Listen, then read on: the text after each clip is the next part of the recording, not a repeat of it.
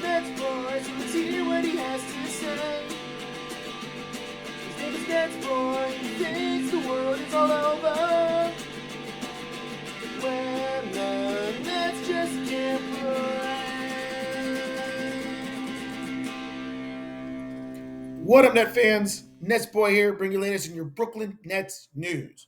All right, it's been a little over 2 weeks since my last NetsBoy episode, in which the Nets have already played 7 games, in which they are currently 3-4. Which I'm going to be honest, under the circumstances and considering the fact that they've played some really tough opponents to start off the season, I'm pretty pleased with a 3-4 record. I'm going to touch upon that and discuss why in a second.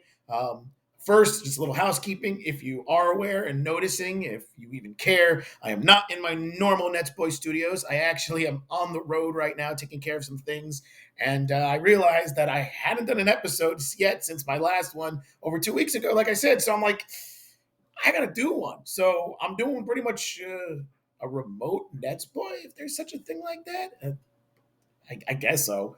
So that's why things will look a little different. But I had a couple things to set up and make it look like I at least, have some net stuff. So it's hard. It's hard being Nets boy. It really is. I don't. No one has any idea how busy I really am, but that's okay.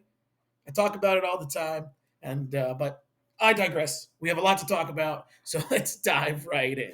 So, like I was saying, the Nets start off the season going 3-4 with good wins over the Hornets, the Heat, and most importantly, the Chicago Bulls, because that was a Group C in-season tournament game, and so that victory kind of has a little bit more, emphasis because, as I had mentioned, one of my bold predictions was that the Nets were somehow going to win the in-season tournament, and the fact that they won the first game of group play, that's a good step. You just got to continue. So those are the wins that they had, and when you look at their 4 losses, it's hard to feel bad about any of them, especially since they were against 4 legit teams, including the Celtics and the Bucks, who we all know are going to probably finish 1-2 in the Eastern Conference. And then, they obviously lost to the Cavs and they lost to the Mavericks, but we know the Cavs are one of the best teams in the Eastern Conference. They're a top 5 team in the East, most likely. And the Mavericks, as of right now, are the second best team in the Western Conference. So when you look at even the 4 losses, you're like, well, the Nets probably should have lost those games. But the reality also is that, yes, they lost those 4 games, but they were in every game. And to me, that's a bigger takeaway than anything else, is that this Nets team, in all 4 of those losses, they were never blown out. They were never outmatched. They hung around. They battled. They kept things competitive. I mean, that Milwaukee game was incredible last night. I mean, just the way they were able to stick around and battle back and forth with the Milwaukee Bucks.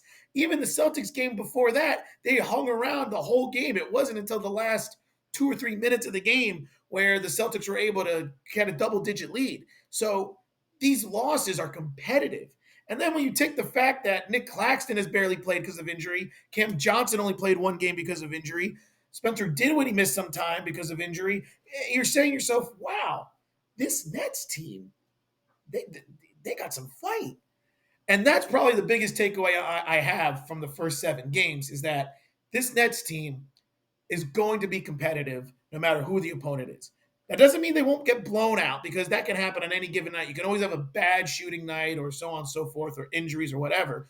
But the reality is, I think this Nets team could beat any team in the NBA on any given night, especially when they're fully healthy. So the first biggest takeaway I have is just that this team fights. This team is competitive, and 3-4 is kind of what I expected them to be at this point, and I'm pretty pleased with it. And once again, my mind just goes, when they get healthy, when they get Claxton back, when they get Cam Johnson back, this team could be at a whole other level. So pretty pleased with what I've seen so far from this Nets team when it comes to playing hard, playing competitive, playing good defense, shooting the 3 ball, and so on and so forth. So that's my biggest takeaway so far from the first 7 games. Now, the next thing I want to briefly talk about and discuss is the play of Ben the Useless Simmons.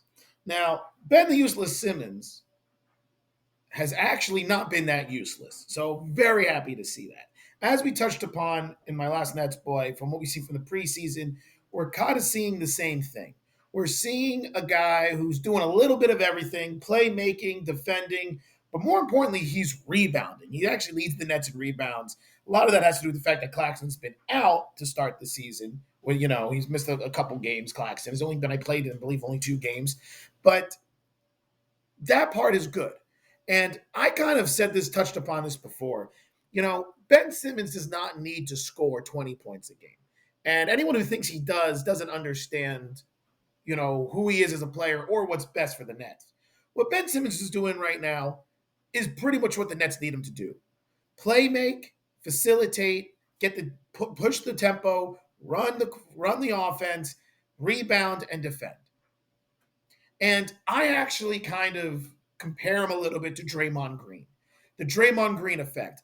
The same type of role Draymond Green has with the Golden State Warriors is kind of what I am expecting and wanting Ben Simmons to have for the Nets. And they have different styles of how they play and so on and so forth, and they have different skill sets. But when it's all said and done, the role is very, very similar. To defend, rebound, play make, and push the tempo and just be a little bit of everything type of guy. That's what I'm expecting Ben Simmons, and that's what we've seen.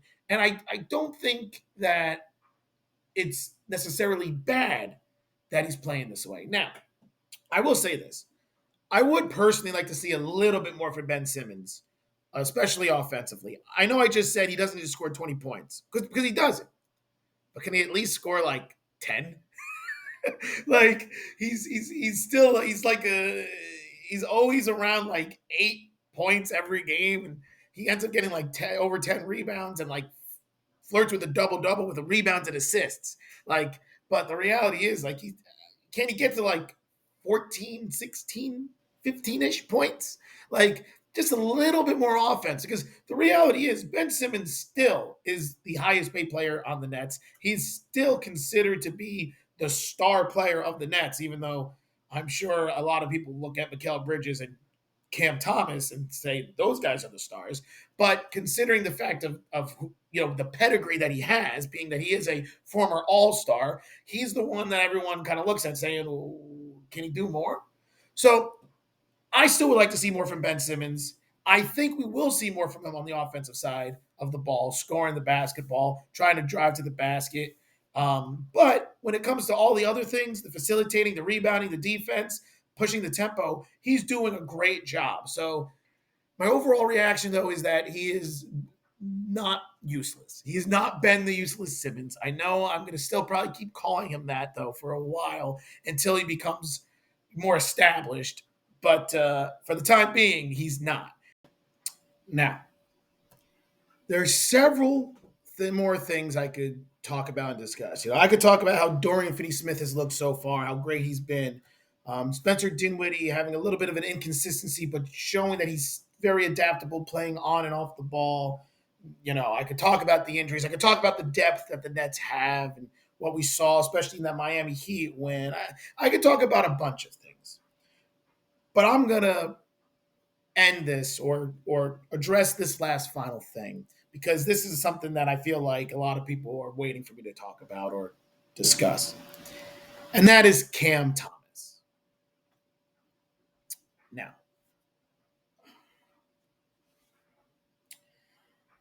Cam Thomas is on a tear to start off the season. He's had a couple struggling offensive performances, but overall, the guy has been ridiculous, averaging 28.7 points per game. He just dropped 45 last night against the Bucks. He's just a walking bucket, and he's just been fantastic. And he's been a big reason why Ben the Useless Simmons does not need to score, because he's carrying the Nets offensively. And I had touched upon this in my last NetsBoy episode. I hate it. I'm sorry. I hate it. I hate this style of basketball. I hate this 33 field goal attempts, 1 against 5 offense that we're seeing. But NetsBoy, it's been effective. They're 3-4. He scores 45 points. Listen. That's great. All right. But if you actually watch him play, you will see him dribbling and getting to into the defense. The defense collapses.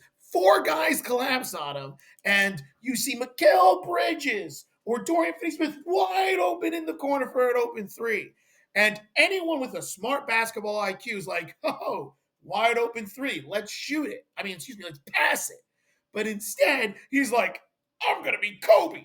And he takes a step back elbow jump shot over four guys. Did have the game, and he just so happens to make it. And everyone's like, Cam Thomas, he's amazing. He's the best basketball player, best scorer we've seen in forever.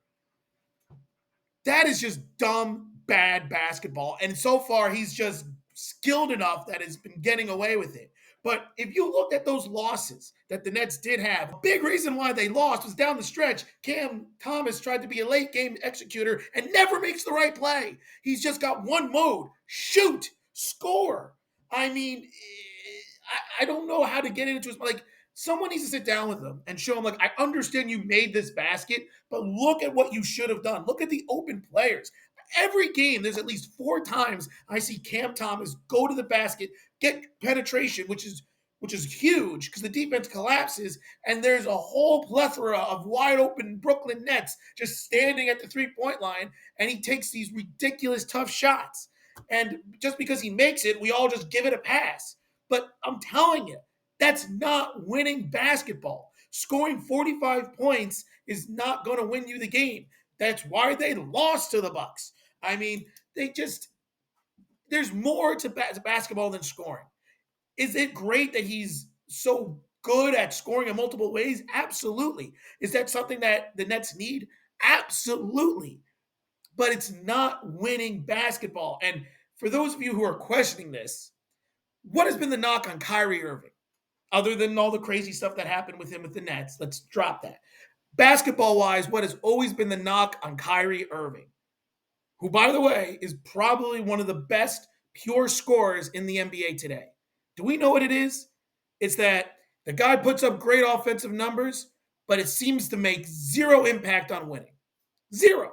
Now, that's obviously a little bit of an overstatement and, a little exaggerated, but the reality is his play has never seemed to directly correlate to elevating a team. Remember with the Celtics, everyone's like, Kyrie's there, but they need Jaylen Brown and Jason Tatum, right? When he was with the Cavs, he needed LeBron James, right? Like, even when he was with the Nets. Did we ever see Kyrie carry the Nets? There was a small stretch where he was playing good basketball, but he wasn't just scoring. He was facilitating, and he was playmaking, and he was playing actually good defense for someone who's 6'1", 6'2".